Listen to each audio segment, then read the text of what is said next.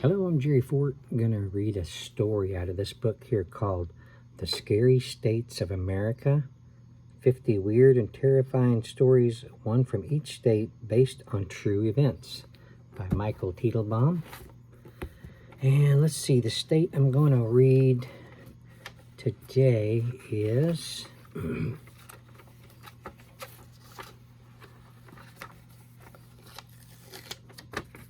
Tennessee. Let's see what happened in Tennessee. The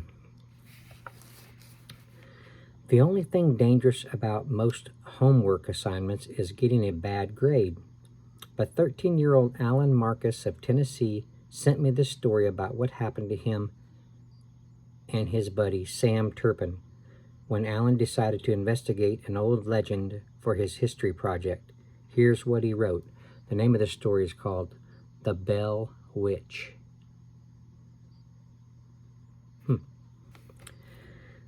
I stared down at my homework assignment and groaned. Write about an important event or person in Tennessee history, it read. I said it aloud, but it didn't sound any more exciting. I groaned again. Everyone was going to write about the Civil War, Davy Crockett, or Al Gore. I had to think of something different if I was going to pull my grade up. It was already Sunday afternoon, and my paper was due first thing Monday morning. I picked up the phone and called my best friend, Sam Turpin, who wasn't in my history class. He didn't have to do the assignment, but maybe he'd have an idea anyway. Sam had lived in Adams, Tennessee for all his 13 years, while my family had moved here just a few years ago. I explained my problem to him. He thought for a second and said, "Why don't you write about the Bell Witch?" "You mean that old spooky story?" "It's more than that," Sam explained. "It's part of Tennessee history. At least it sounded more interesting than some Civil War battle." So I listened at Sam as Sam recounted the tale of the Bell Witch.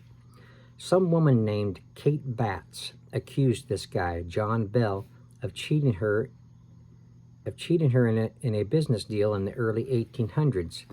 It all blew over, but then, in 1817, shortly after Kate Batts died, the strange stuff began in the Bell household. It started with unexplained knocking and scratching noises and was soon followed by actual attacks. Bell's 12-year-old daughter, Betsy, was the main target. Her blankets were yanked off her bed at night. She was kicked, scratched, pinched, and stuck with pins. Dang. Her face was slapped and her hair pulled. These assaults resulted in cuts, bruises, welts, and claw marks on her body. Man. During each attack, Betsy recalled seeing the vague form of a woman and hearing a raspy, manic voice cursing her and her father. John Bell was the next target, and it was during his encounters that the spirit identified itself as the ghost of Kate Batts. Bell's tongue swelled in his mouth, leaving him unable to talk or eat and barely able to breathe. During one of these episodes, the attacking spirit announced, "I am Kate Batts' witch, here to torment John Bell to his grave and straight into hell." Several friends of John Bell's spent the night in his house, but each one was driven off, nursing bruises on his face and head.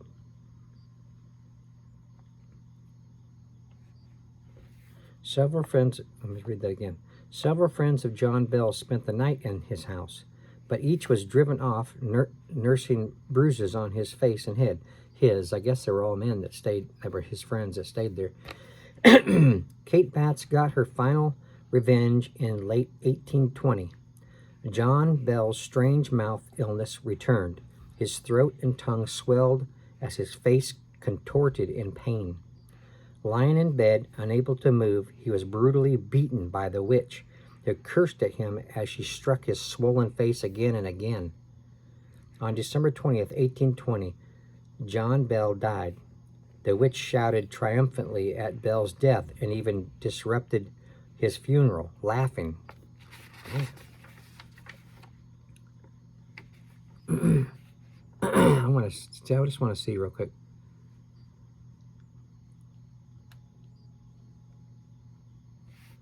Someone accused this guy, John Bell, of cheating her in a business deal in the early 1800s. Cheated her in a business deal, and man, she's like that upset to do all that to him in the afterlife or whatever. Wow. Okay, let me go back to where we were. I was like, well, what was it? What did she do again? I mean, what did he do to her again? Just cheated in a business deal? Okay. Cursing, let's see. Let me go back. The witch shouted triumphantly at Bell's death and even disrupted his funeral, laughing, cursing, and singing in the rafters of the church. She disappeared only when the final shovelful of dirt covered John Bell's coffin. Kate Batts left the Bells' home after that. It is believed that she fled to a cave on the Bell property and that her evil spirit remains there to this day. A man named Bill Eden, who owned the property for many years, opened the cave up to visitors. Those who ventured into the cave reported seeing apparitions and hearing strange scraping and growling sounds. Sam finished his story. So what do you think? He asked me. I think we should go check out the cave. Check out that cave, I replied, totally caught up in the tale. My history teacher is always telling us we should use primary sources, so let's go talk to the Bell Witch. Yeah, that's a really good idea. Sam agreed. He'd been curious about the cave for years, but could never get anybody to go with him to check it out. I grabbed my bike and met up with him, and we rode to the foot of the rocky ridge that contained the Bell Witch Cave. There was a house in the distance, but nobody around, so we made our way down the ridge and into the cave. We inched through the narrow passageways, guided by the faint electric lights that Bill Eden had installed years earlier. Many of them were blown, but a few still shined dimly. "Hold on a second," I whispered to Sam.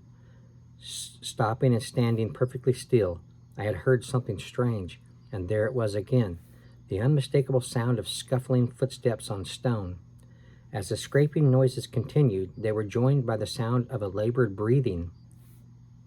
"Come on," I whispered excitedly. There's someone in here.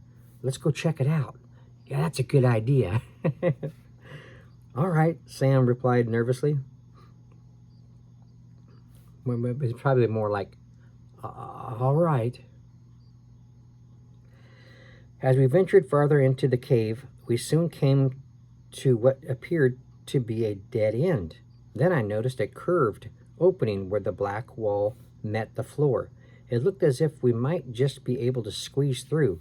The sounds of the footsteps and the breathing drifted through the opening from the other side of the wall. "Me first," I said, kneeling down and then stretching flat out on my belly. No, that's a very bad idea. If you have to do that in a cave, no, I'll just wait back at the entry to the cave and Be my guest, Sam said. I could tell from his voice that he was starting to wonder why he had suggested I research the witch in the first place. Wiggling my body like a snake, I managed to squeeze through the narrow opening. "Okay," I called back, "your turn." Sam followed, cramming himself through the narrow gap between the wall and the floor. On the other side, I led the way along a narrow path. As we passed a small chamber to the right, a sudden growling sound froze us in our tracks. Something dark moved among the shadows in the chamber. The raspy growling grew louder, and the shifting shape began to take form. "It's a big black dog," I shouted. "I saw a dog moving." Foolishly stepping into the chamber, I was overwhelmed by the stink of rotting flesh. My knees buckled as the horrid smell invaded my nose. I heard a deep growl and saw the glow of the soft electric lights. I heard a deep growl and saw By the glow of the soft electric lights, a black dog charging toward me out of the darkness. "Ow!" Sam shouted, rushing to my side. He yanked me to my feet. We turned to run, but the snarling dog had vanished. Where do they think they're going to go that quick for charging dogs after them? I mean, they had to crawl on their belly to get in there in the first place. They think they're going to be able to get out that quick? No, they won't make it. Unless the dog is busy on one person, chewing on them, eating them, while the other one's able to get away. That's I can't see any other, unless, boy, you better scurry through there quick, huh? I bet that dog was the spirit of Bell Witch, I whispered, stepping from the chamber into a large open room. No, I don't think so, Sam replied in a terrified whisper. But that is... He pointed across the dimly lit cavern to where the wispy form of a woman floated above the floor. "Leave my home," she snarled. An unearthly cackle filled the cave. "I just want to ask you a few questions," I asked boldly. "It's for a school paper, yeah." "Are you kidding me?" Sam yelled, grabbing my arm. "Let's just do what she says." The ghostly figure vanished as he spoke, dissipating into swirls of white mist. I felt a hand grab my hair and yank my head back. "Yow!" I cried, falling onto my back. "Get her off me!" "There's no one there, Al," Sam shouted, watching helplessly. I felt needle-like claws scratch my cheek. Blood trickled from the wound, real blood. I managed to struggle up into a sitting position, but he held me down. "I can't get up," I gasped, wiping away the blood with my sleeve. "I feel like there's 400-pound weight pressing down on my shoulders." Sam grabbed me under the arms and tried to lift. "I can't budge you." I struggled to move, sweat pouring down my face and stinging the cuts on my cheek. Now, in addition to the weight on my shoulders, I felt a pair of powerful arms clamp around my chest. "Can't breathe," I gasped. "What should I do?" Sam screamed. "Al!" A hideous image flashed in front of my face as I fought to take a breath. An ancient, gnarled woman, her hands dripping with blood, reaching for my throat. I could barely hear Sam screaming my name, as all sound was eclipsed by her terrible voice. "Leave my home," she cried. Then suddenly the pressure on my chest and the weight on my shoulders stopped. The old woman was gone, and I was staring up at a wide-eyed Sam. "Are you okay?" he stammered, helping me to my feet. "I don't know," I replied, still trying to catch my breath. "Let's get out of here now." Sam led the way back through the cavern, the small chamber, and the passageway. Sam led the way back through the cavern, the small chamber, and the passageway until we arrived at the narrow opening at the bottom of the wall. He wriggled through first. I jammed myself into the opening, worming my way through. When I was halfway through the opening, with my head in one room and my feet still back on the other side of the wall, I felt a pair of hands grab my ankles. "I'll get you," snarled a voice. It was the Bell Witch. Why had she let me go, only to grab me again here? It was like she was playing a game of cat and mouse, and I was the mouse. "She's got me," I screamed, struggling to squirm the rest of the way through, but unable to overpower the claw-like hands clutching my ankles. Sam dropped to his knees near my head and grabbed my wrists. Pulling hard, Sam and the witch were playing tug-of-war with my body. I began to slip back. My waist disappeared behind the wall. In another few seconds, she would have all of me. Sam counted to 3 and tugged hard, launching his own body backward in one enormous thrust. I thought he'd pull my hands right off my arms as he struggled against the power of this ancient evil force. But it worked. I popped through the hole, collapsing next to Sam. The next second, we were running to the entrance of the cave. We jumped on our bikes and pedaled madly for home. I wasn't hurt badly, just pretty freaked out. The scratches on my face were only minor. I cleaned myself up and went to work right in my history paper on Davy Crockett. Why didn't he do it on the Bell Witch? He had all that information. Maybe you're scared she's gonna really get him next time, right?